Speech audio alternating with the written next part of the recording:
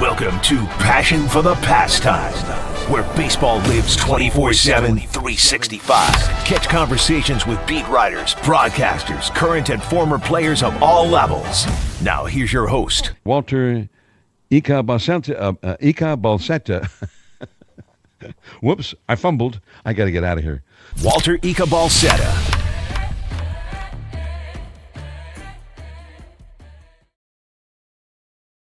Yo, what is up, everybody? Welcome to Passion for the Pastime Commute Edition here on a Tuesday morning.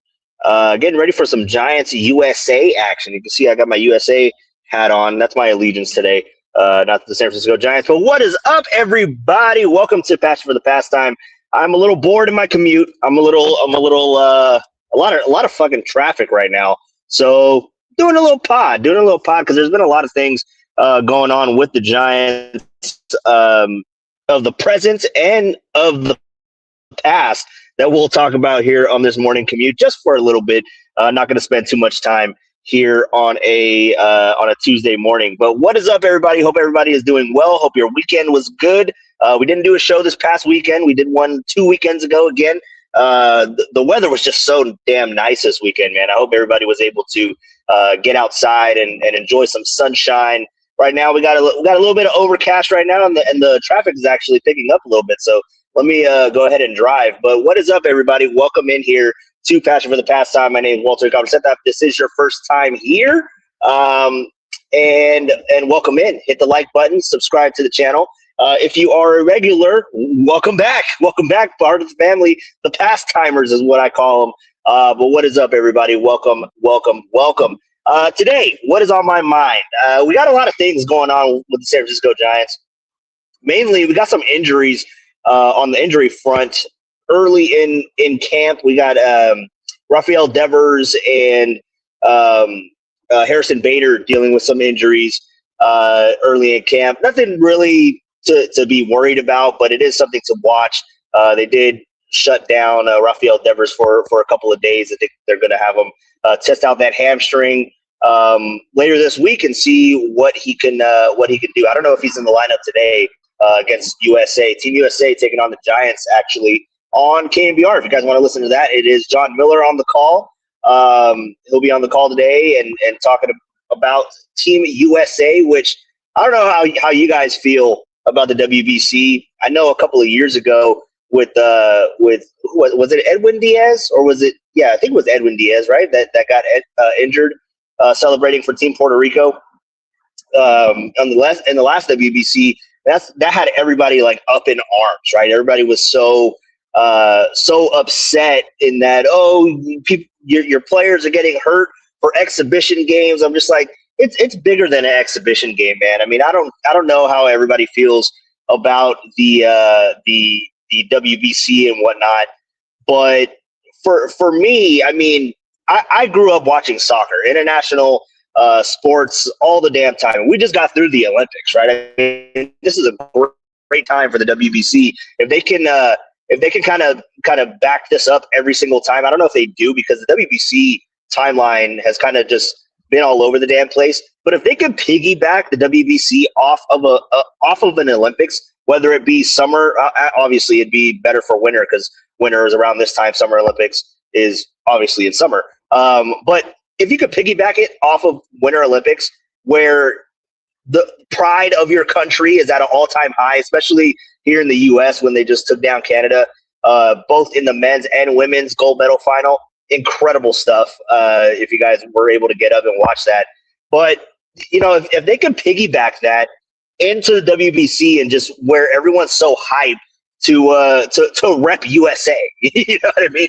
And just looking at this WBC this year, this iteration of it, this Team USA looks freaking daunting, bro. Like, I don't know. I've seen a lot of people go out there and question, is this the dream team of the USA? And quite honestly, it probably is, because if we're just talking about the WBC in a whole, it hasn't been around for too long. You know what I mean? WBC, I think, started like in the mid mid '00s. Like this was the first one in like 2006, 2008, somewhere around there. I want to say that's when the WBC like originated was in that time frame. So there hasn't been a lot of iterations of a Team USA, but you look at this roster up and down, man. You're like just going through the lineup, right? I mean, looking at who the Giants have to face today, it's got to be daunting, dude. You got Bobby Witt Jr., right? You got Bobby Witt Jr. leading off. You got Aaron Judge somewhere in there. You got Kyle Schwarber somewhere in there. Cal Raleigh, Big Dumper somewhere in there. I mean, there is just stars up and down that damn lineup, all over the place, Pete Crow Armstrong is also in there. So when you look at the lineup, it looks pretty damn good. But then you look to the pitching. You go look to the pitching rotation. My goodness, man, the pitching rotation looks astounding right now. I mean, you look at Paul Skeens, Turk Skubal. What's his name? Nolan McLean, or what's his name from the Mets? And Logan Webb, right? That's your 4 starters for the WBC for Team USA. So, I mean, this Team USA, they could be destined to win the whole damn thing. I mean, there's a lot of great teams. They're going to have to probably go up against Japan at some point. I think Mexico is probably a dark horse. You never sleep on the Dominican Republic. Puerto Rico, I think, has taken a step back in the WBC as far as the talent goes. There was a lot of issues with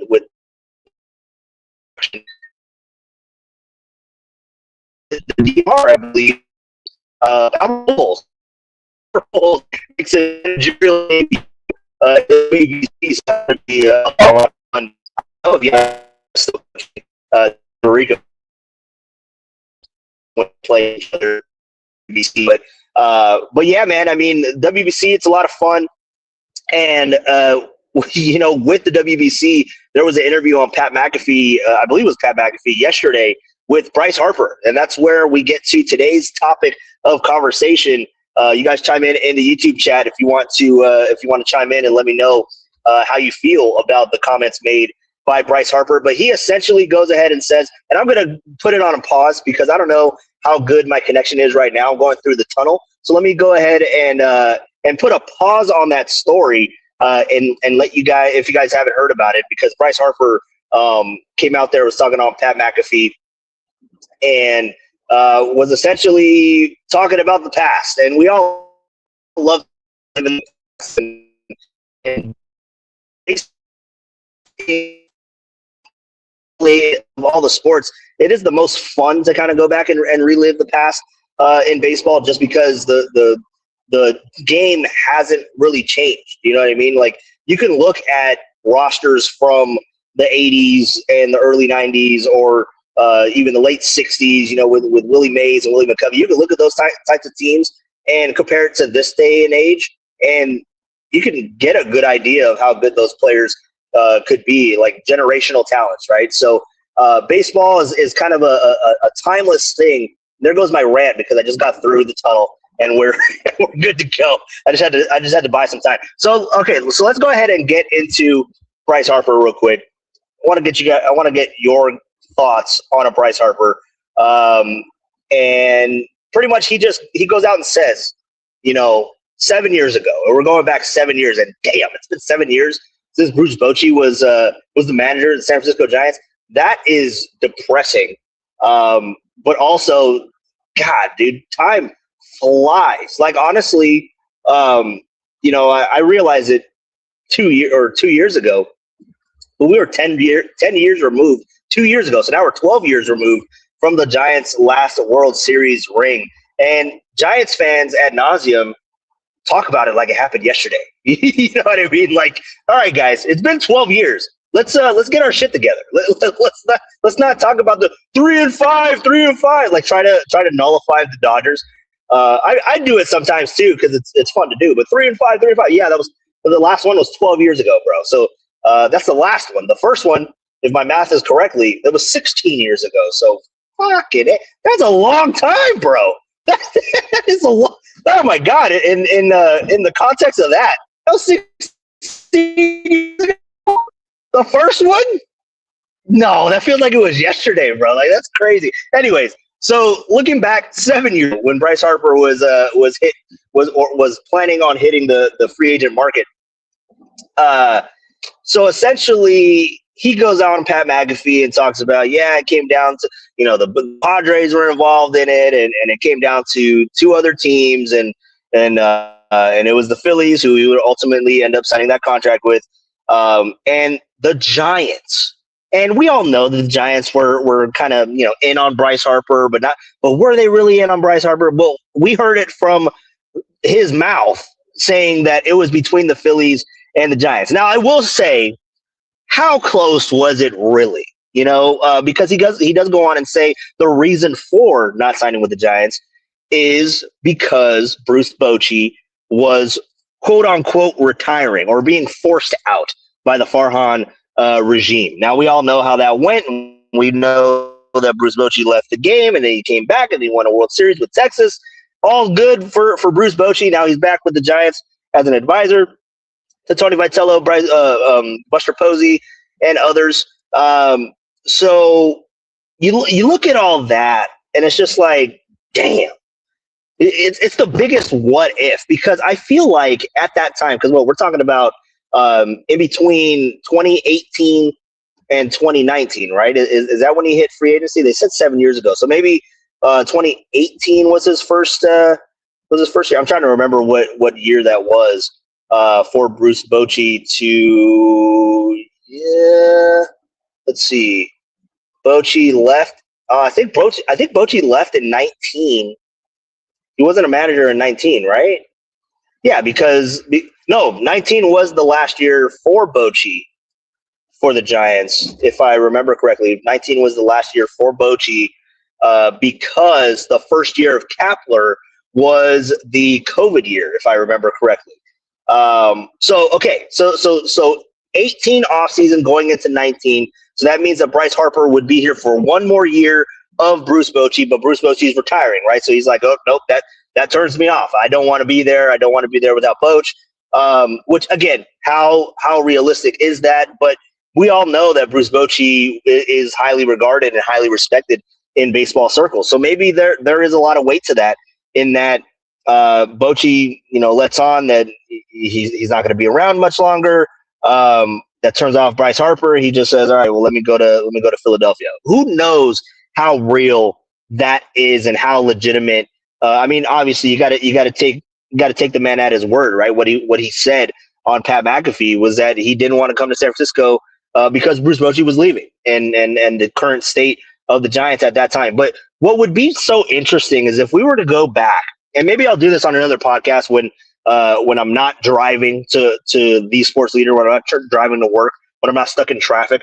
Maybe we'll go back and look at free agent classes and where guys ended up, because I can't recall all of that in the last 6 years of free agency. No way in hell would I be able to do that. But we all know the big staples, right? We know, especially for the San Francisco Giants, we know the big staples in that Bryce Harper. We know that he was trying to be courted by the Giants. We know Aaron Judge was part of that as well. Giancarlo Stanton, I don't think was ever a free agent acquisition, but that was something that was being discussed. I think that was even pre-Bryce Harper as far as being a trade. I think that was before he got traded to the Yankees. My timeline is all screwed up with that. But when he was a member of the Marlins, Giants really wanted Giancarlo Stanton to be on the Giants. So again, like there's just a lot of things that line up with the Bryce Harper being the first piece of the domino. Because if he was to sign, who's to say that other like it doesn't turn San Francisco into a destination city, that it doesn't bring other free agents to San Francisco? Now you look at those years, and there was just a lot of just bad baseball, bro. Like, yeah, we had 2021 and we know what happened. 107. Yeah. Okay. That was the outlier year. We all know that. They had great analytics. Everything was clicking for the team in that year. And that's just how it goes sometimes. But you look at just the core of that team a little bit, and you look at the pitchers, like mainly Kevin Gausman, right? Gausman, I believe, came over in either 2019 or 2020.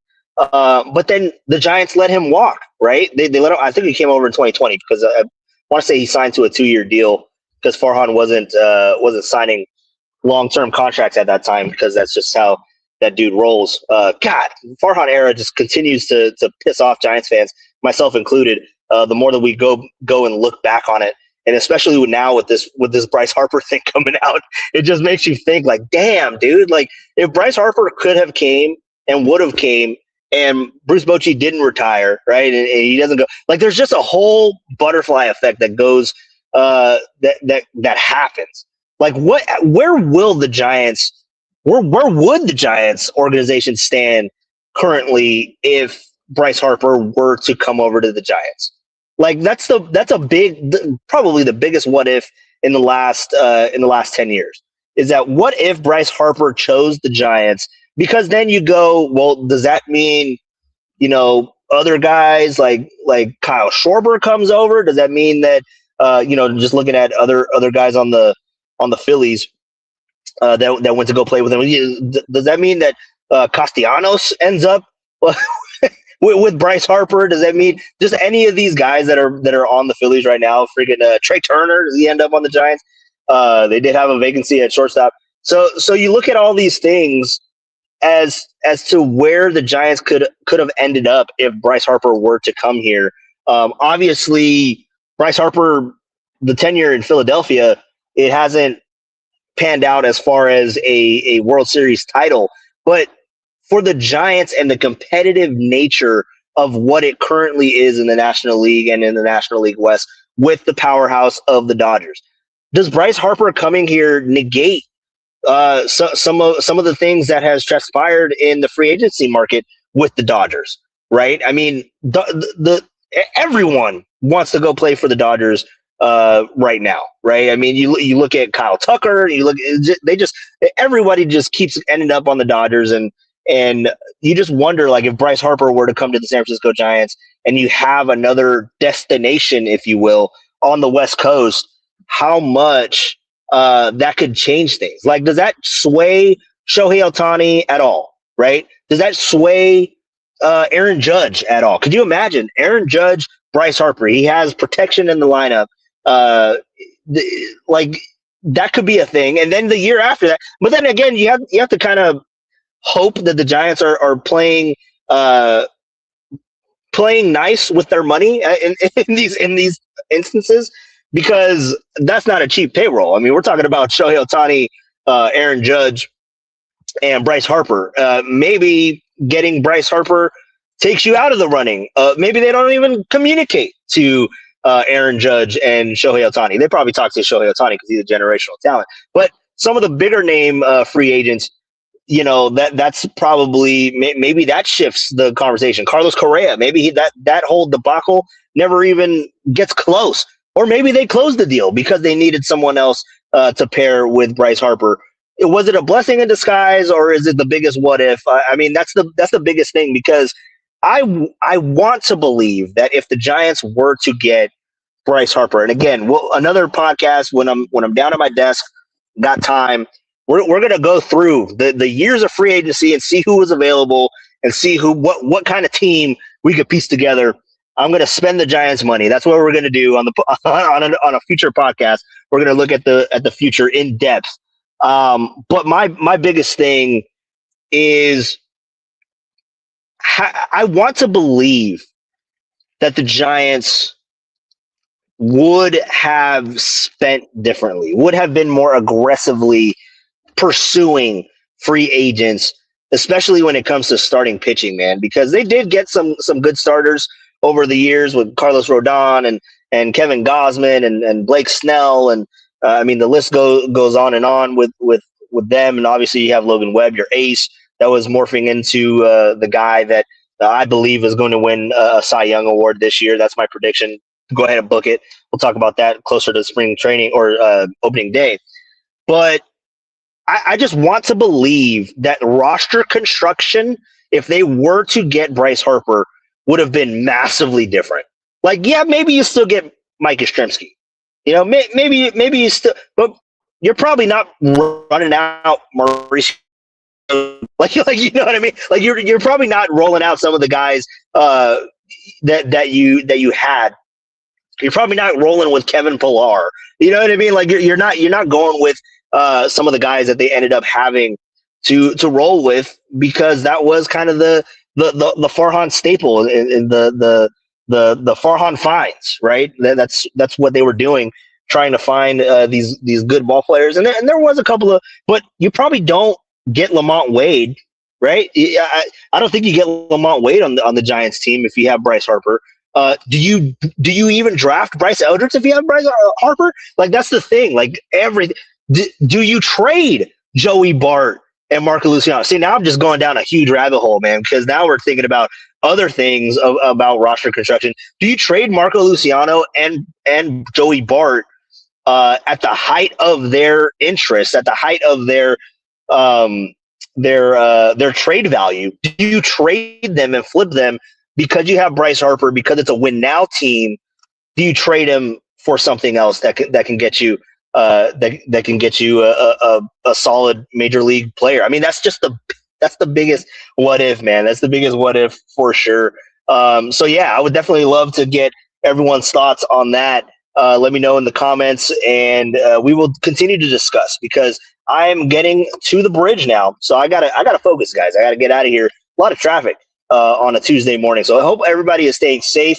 Hope everybody is doing well. And thank you all for stopping by here and just listening to my rant on my morning commute.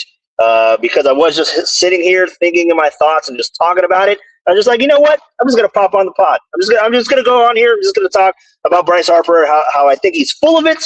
No, I'm just kidding. But just thinking about what Bryce could have meant to the San Francisco Giants if he wants to come over, man. We'll break it down. We will break it down on a later podcast. I promise you. We will go year by year, prospect by prospect. Look what the Giants did, what they could have done, what was available. We'll play GM at that time. We'll do a better job than Farhan did on the next episode of the podcast. So you guys have a good one. Be safe. I will talk to you guys again soon. I promise you. Maybe it'll be another commute. Maybe it's on my way home. Maybe it's during the Giants broadcast today, with the Giants taking on Team USA, the team of destiny, the dream team of baseball, Team USA, taking on the Giants today at 12:05. You can hear that on KMBR with John Miller on the call. You gotta love it. Love me some John Miller. I'll be listening to John Miller. So you guys have a good one. Be safe. I will talk to you soon. But until then, go Giants.